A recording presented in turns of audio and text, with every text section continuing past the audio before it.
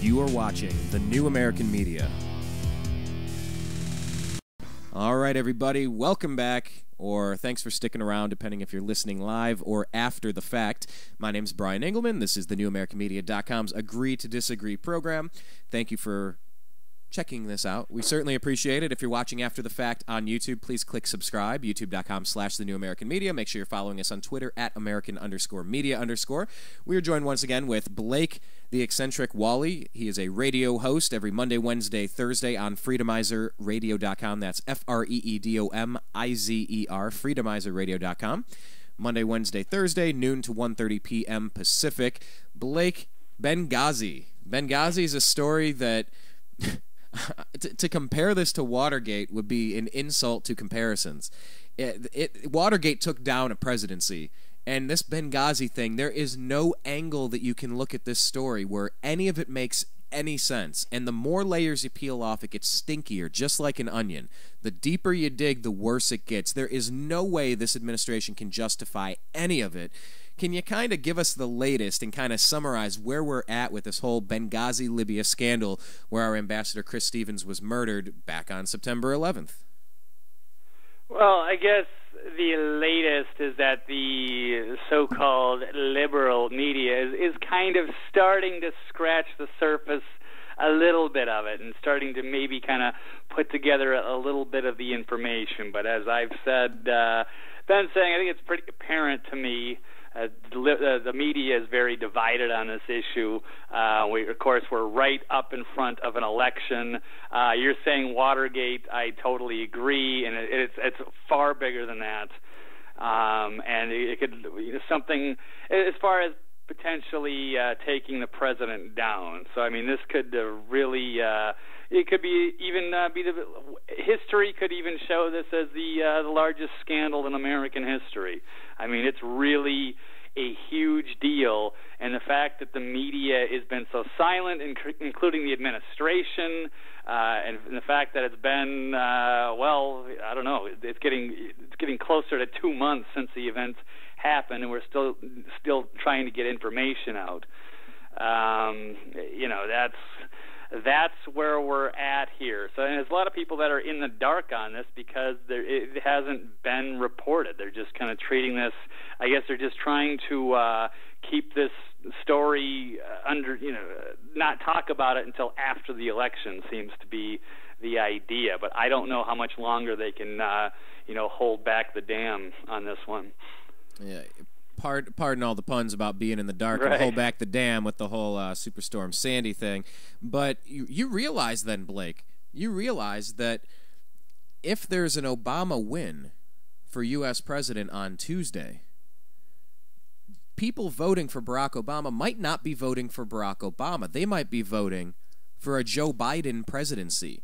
The laughing lunatic, the Joker from the debates, if you remember how unhinged this madman was, and really unhinged madman, lunatic, Joker. Go back and watch that debate. The guy is out of his gourd. I don't know if he was drinking Red Bull or sniffing cocaine. No, I'm not insinuating the vice president does cocaine. I'm just saying he was acting a little tweaked and irrational and a little boisterous.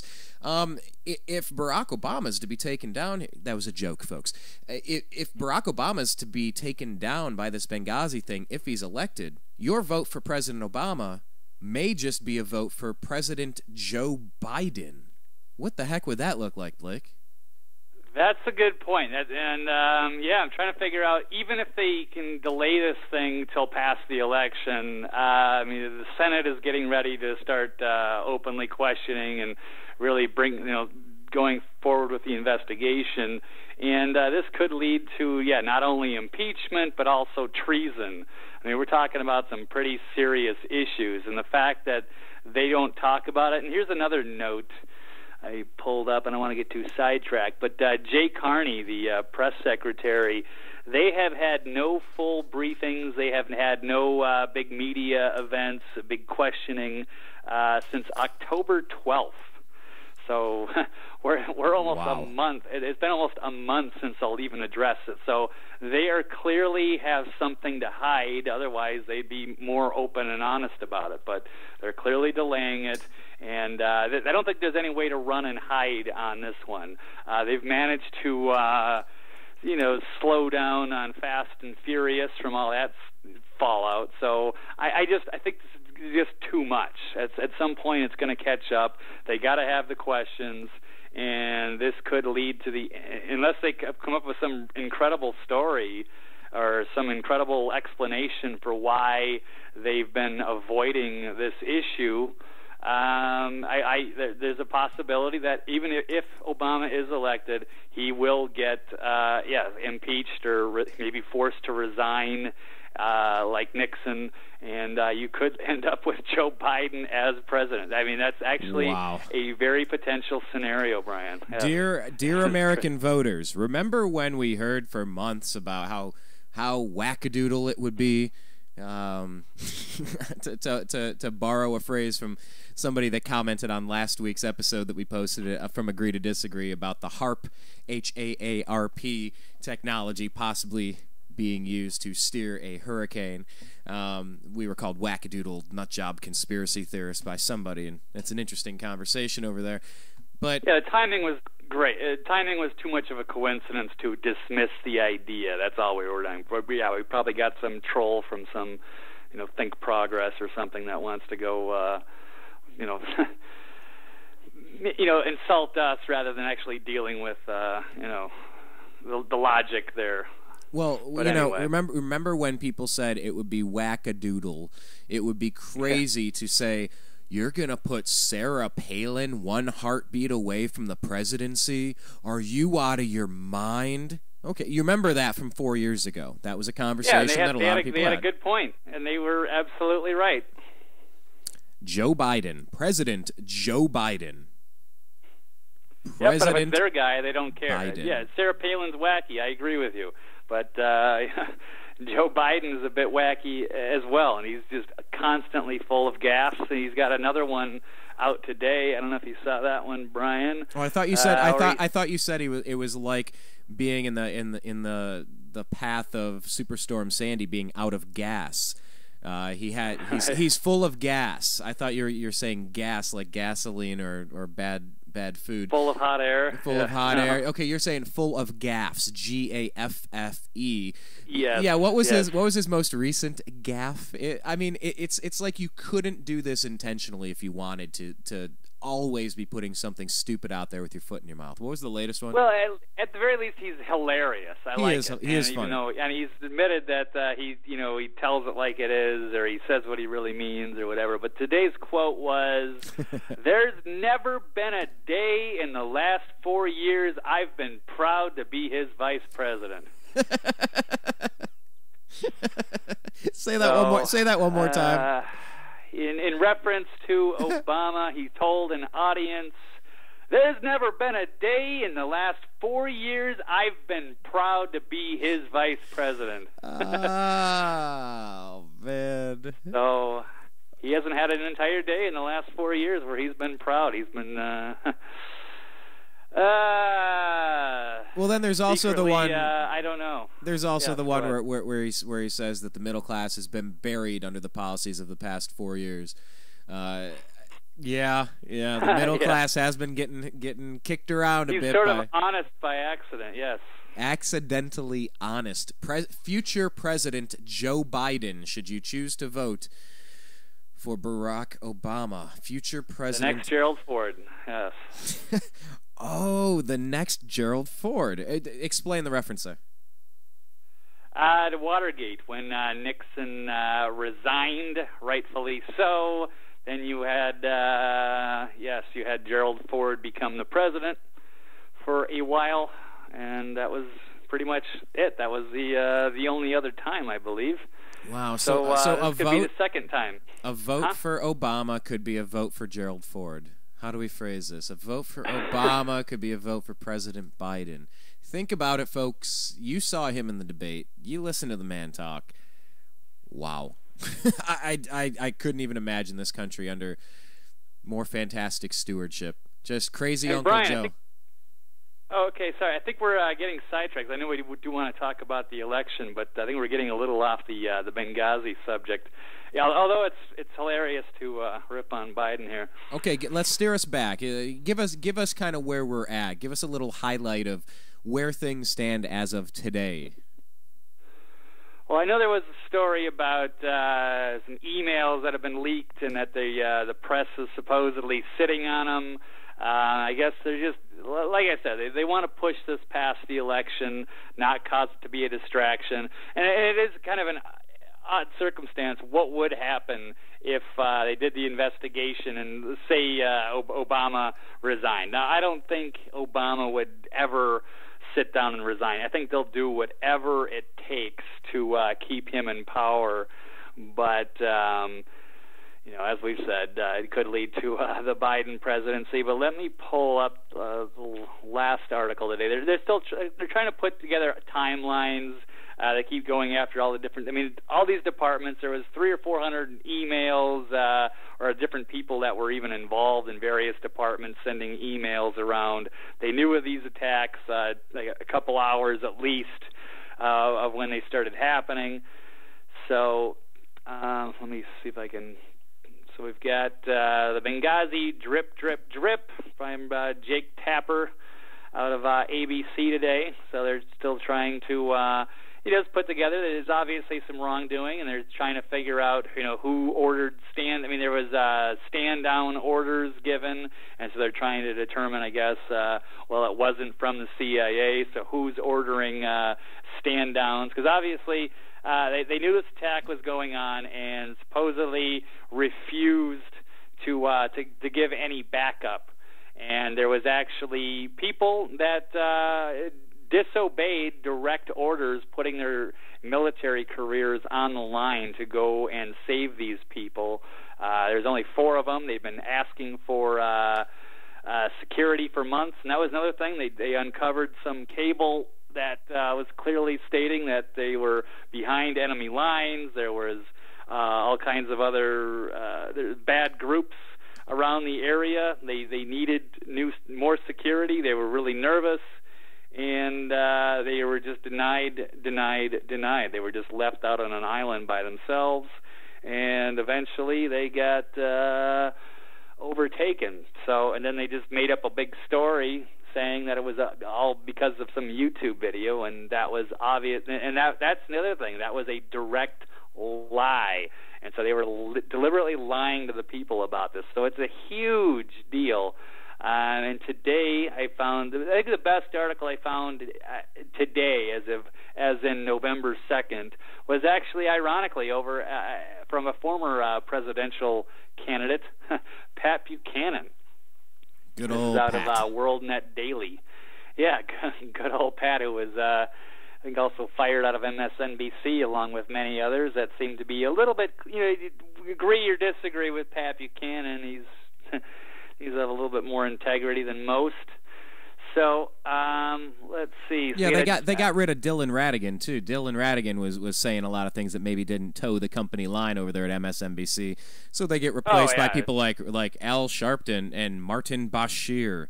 Fantastic! Wow. People that will say exactly what you want and read off the script. Yeah. So yeah, we've also had Donahue was also on MSNBC. Sink Uyghur or whatever from the Young Turks, as well as, of course, one of the most famous is Jesse Ventura, who they paid for 3 years.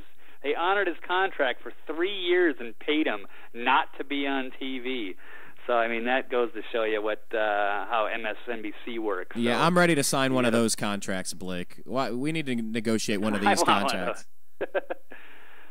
Yeah, that would be awesome. But so Pat Buchanan is kind of touching up on some of the things I was talking about.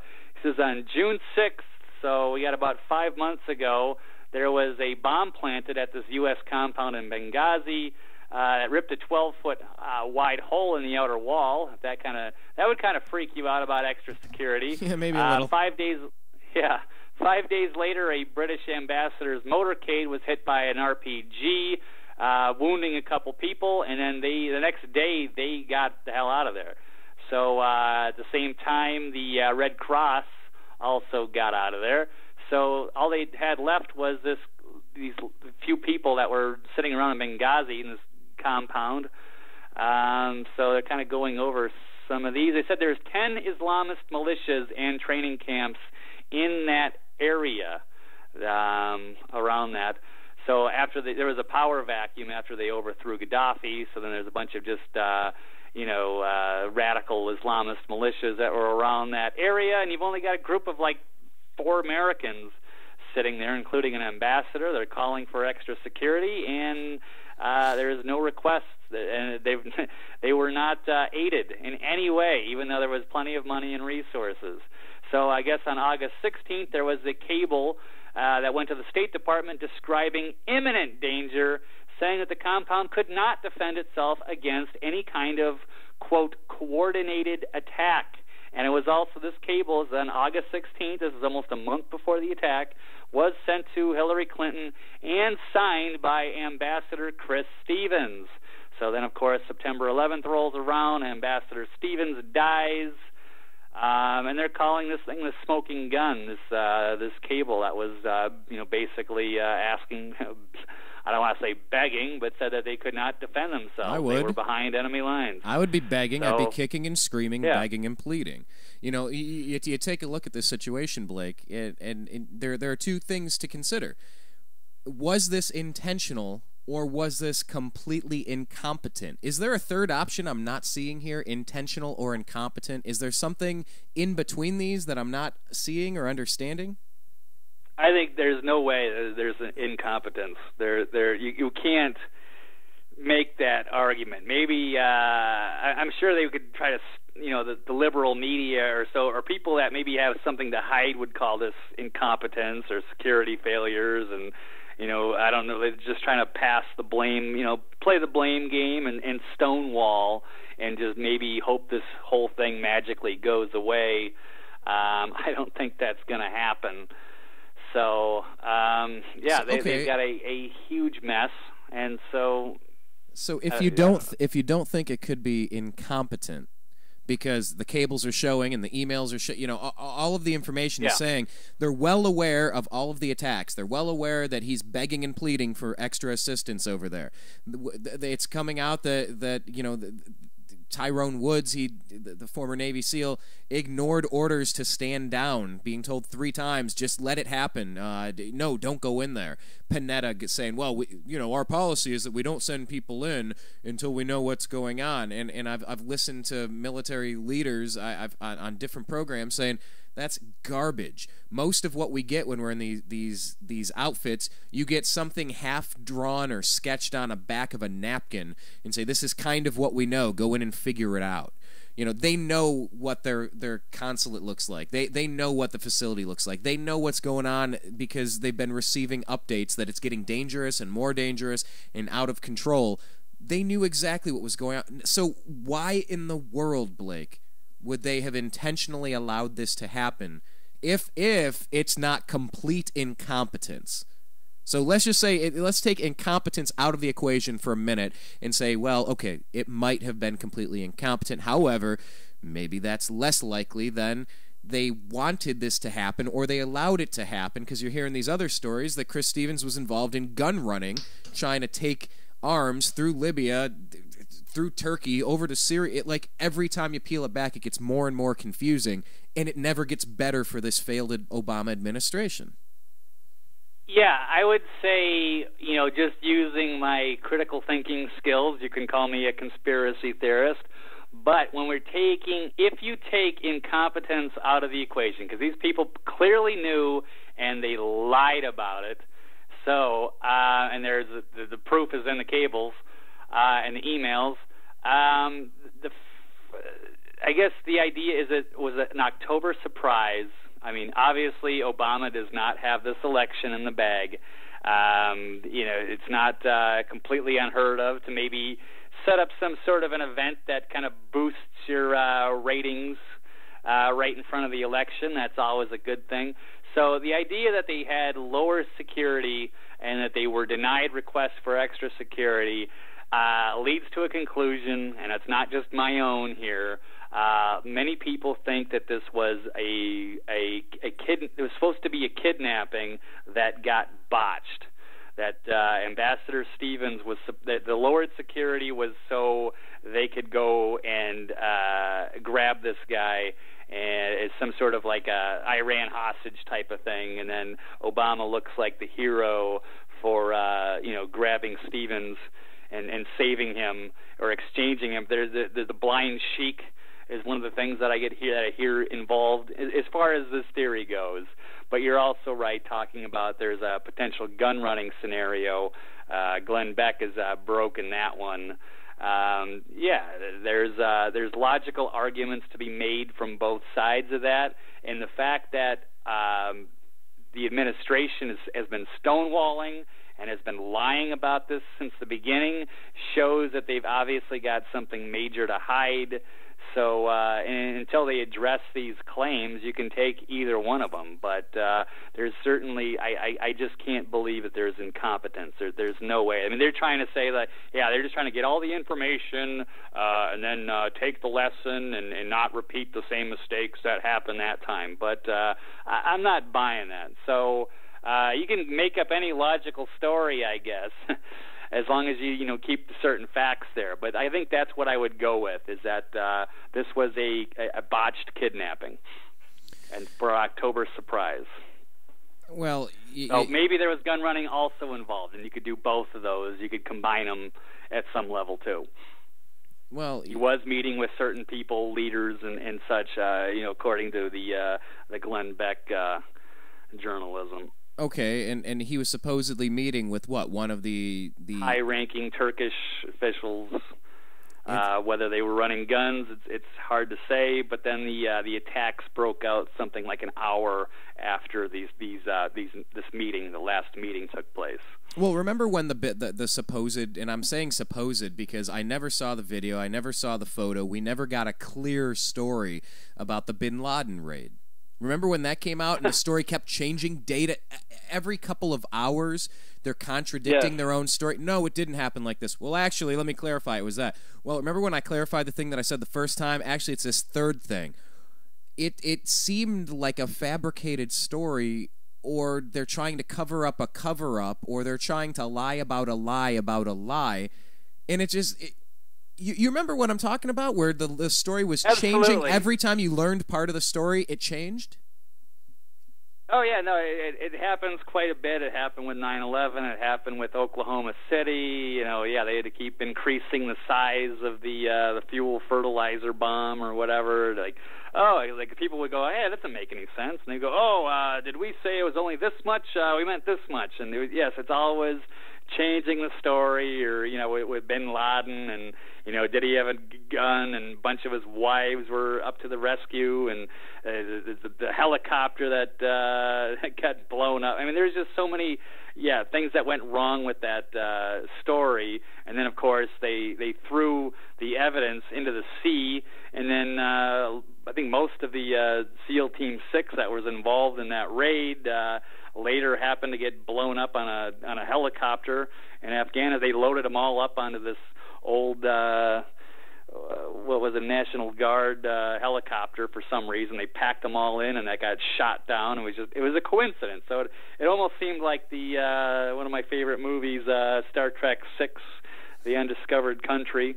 You have the assassinations, whether they happen or not, and then kill the assassins and bury all the evidence. They buried all the evidence. So they blew up the evidence in the helicopter and buried the Bin Laden at sea, which didn't make any sense. So it's hard to really even give credit there. A lot of people want to say, what did Obama do in these 4 years? And people want to say, he got Bin Laden. Well, I really haven't seen any proof of that whatsoever. It's crazy when you think about it that way, and you have to kind of draw question marks and put little maybes and qualifiers with these official stories. I mean, JFK was killed by one guy named Lee Harvey Oswald, right? And nothing happened at Roswell, New Mexico, right? And there was no Gulf of... story a billion times, a bunch of missing witnesses, JFK, that was a disaster, And then there was no Gulf of Tonkin event, and there was no advance warning of the attack on Pearl Harbor. And, I mean, you go down the line, and it's like, what is truth? Lusitania. The Lusitania. If I was wasn't in the room, I'm taking somebody's word for it. And what we're trying to do here is science. Science, you put a hypothesis out there and you weigh the evidence as you find it and pose little hypotheses and see how it shakes out. You know, and it's complicated, but I mean, do you buy all of the official stories that are coming out when they keep proving that they love to lie to us like we're little school children? I find it intellectually dishonest to not at least consider this stuff. I'm not necessarily endorsing any of these things, telling you I know the truth, listen to me. I'm just saying, hey, what about that? Have you considered this? Have you put these 3 dots together and connected the dots? It's starting to show a little bit of a picture here. It's a track record of mistrust and partial truths or disinformation. I mean, to me, it's obvious that they're hiding something in Benghazi, either incompetence or this was allowed to happen or this was planned by a faction or something went wrong, but it's either intentional or incompetent, and I'm just not buying. You know what? I can't even buy the story because they're not even talking about it. There is no story. There is no story. Nothing to see here. Yep, just pretend it doesn't exist. And the Hurricane Sandy could not have come at a better time to bury the story, because it looked like the liberal media was about to implode until it was just like, oh, thank God we have a disaster to cover, and that, you know, rightfully did take front page news for a few days, but the timing was just very unusual on that. But without even getting into conspiracy theory, it was funny to watch the liberal media response. And it was really disgraceful to see how divided the media is. It's not about just, you know, who do you trust more to you know, expose corruption. It's just like they're totally in bed with the major political parties. So, well, my question is, what is the real story at this point? What is the official version? Do we? If I asked you right now, what is the official version from the CIA, the White House, from the president? What is the official version of what happened there? Because for weeks, all I heard, this was a YouTube video. This is a YouTube video, right? Is that still their official story? That's what they wanted the official story to be, right. And then that fell apart, so then they just ignored it. And then they just pretended like it didn't exist. And then, oh my God, we're up against the election. We can't have this happen. You know, this will destroy the presidency. So I honestly believe that there is just going to be an absolute, well, I don't want to start using language on your show, but this could bring down the administration, White House, State Department. I mean, this is a huge problem they got brewing, and it would just be a disaster this close in front of the election. So that's the only thing they can do is try to stonewall it and delay it as long as they can. Well, let me just toss this out there. Let me just toss this out there, too. I recently had a conversation with a member of the Air Force that served for a while, and we talked and we got into everything from Area 51 to Roswell to 9/11 to chemtrails. I mean, I had a really interesting chat. And I brought up what happened after the Bin Laden raid. And he looked at me and he said, well, keep in mind that if all of these people were killed in a mysterious helicopter crash a month later, that doesn't mean they're dead. Keep in mind that this could mean this is the official story that these guys passed away to save and protect their family. You know, and if you're working in one of these covert ops, to change your name is something that's kind of par for the course. To just become, now you're John Smith. Hi, I'm John Smith now. And your identity is changed and you move to a different city, and that old person that used to be you in the Special Forces and the Navy SEALs, you're no longer there. You've been reborn as James Bond. And that person came up with this theory, and I said, okay, well, that's interesting. Maybe... okay, I'm willing to consider that as well, that those people that were involved in that didn't actually die in a helicopter crash. That's just protecting the identity of them and their family and friends, because, come on, you take down Bin Laden, you're going to have a hit out on you, you know, for some of this jihadist groups. Yeah, it's an interesting theory. Yeah, so it's just something to consider. I can't dispute it. I'm just, it's worthy of investigating, I guess, or not investigating. Either way, there was supposedly, yeah. Well, speaking of worthy of investigation, what if we asked to see our money at the bank, and we were told that we couldn't see our money? Would that be worthy of investigating if we weren't allowed to get our money from the bank, or even see that our money was still in the bank? Would that be worthy, Blake? Yeah, like if you maybe had a safe deposit box at the bank and you had a lot of valuables in there and you wanted to take a look at it, and your bank manager said, no, you know what, we've got all our bookkeeping done, you don't need to go look at it. Well, let's bring that up when we come back from this break here, and we'll take a full 3-minute break, Blake. I always have a hard time. I always get tongue-tied there trying to tell you we're taking a break, Blake. Break? Yeah, fair enough. Blake. But we'll take a full 3-minute break here, and we'll come back on the other side because you have located an interesting story. This is something from wealthwire.com, I believe, that you found on Before It's News, which sometimes has some really good stuff on there. And this is an interesting story about a country that wants to see its gold, and they're being told that they can't. We'll investigate it. I'm not sure if we've had time to vet the truth of this story or not.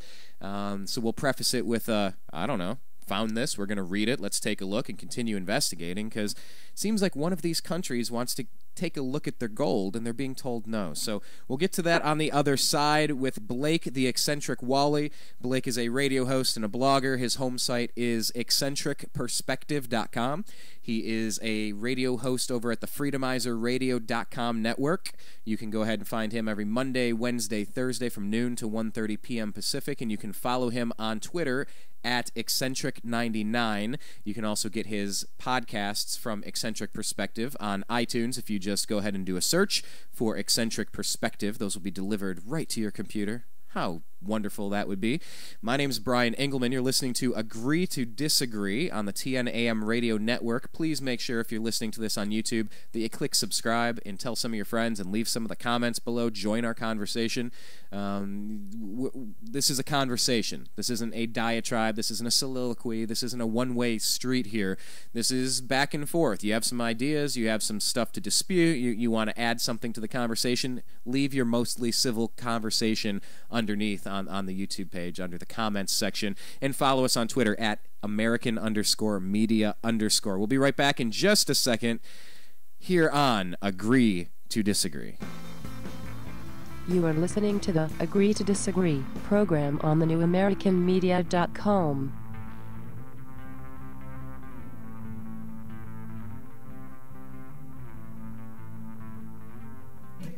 Be sure that you go on to Facebook.com and do a quick search for The New American Media and like our page, because we like it when you do that. TNAM Radio, because the news always matters. Hi, Brian from thenewamericanmedia.com. Last year I had this idea. I wanted to start a website of my own, not just something, a presence on Twitter, a presence on Facebook, and have a thing. I wanted a website. I wanted a home base for all of the ideas and things I'm interested in. I wanted live radio. I wanted to communicate with the globe. I was tired of being spoon-fed dogma by corporate interest and just, here, believe this, believe this. I said, no, I think there's something underneath the surface, but I didn't know how to do it. So I contacted Ted Distel of disteldesign.com. Ted walked us through the process of, okay, you want videos, you want to do quotes of the day, you want to have a spiritual section, you want to have a 1984 watch where government's intruding and private corporations are intruding into your privacy. Yeah, those are the things that I was interested in. Ted walked me through the process. We built thenewamericanmedia.com, and I encourage you to go online and take a look at our site. That's what he's capable of. Please, if you have an idea, go to disteldesign.com. That's DISTEL design.com. Have you ever considered adopting a pet to be part of your family? Our animal companions can be just as close to us as our human companions. If you're considering adoption, please visit your local shelter and adopt a pet today. Shelter pets make the best pets. Follow thenewamericanmedia.com on Twitter at American_media_.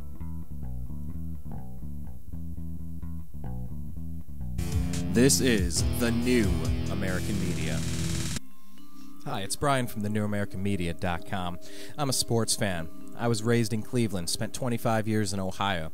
I watched the drive, the fumble, the shot too. I watched Art Modell steal the Cleveland Browns and win a Super Bowl over in Baltimore. I watched a horrible coach named Bill Belichick go on to the Patriots and win Super Bowls over there. Hooray. I am a bitter sports fan. Let's not even talk about what happened with he who shall not be named, who went to South Beach to take his talents there. Excuse me, I almost threw up in my mouth a little bit there. I'm a sports fan who cares to talk about the things that matter to me. That is the Indians, the Cavs, the Browns, and the Buckeyes. But of course, I pay attention to national sports, and we discuss that on our show as well. That's why we have The Unhappy Hour every single Friday at 3:30 p.m. Pacific. Sit down, have a drink. It's the end of a long work week, and we can all get together and talk about the unhappy times that we've had as sports fans. We've all had them. We've had ups and downs, but as Cleveland fans, we only have downs. Join us. If you're tired of the other stuff, take a look at thenewamericanmedia.com. If you want a sports program that's going to both talk about national stories and care about the Indians, Cavs, Browns, and Buckeyes, come over to thenewamericanmedia.com and bring a couple of your friends. You are listening to the Agree to Disagree program on thenewamericanmedia.com. You are watching The New American Media.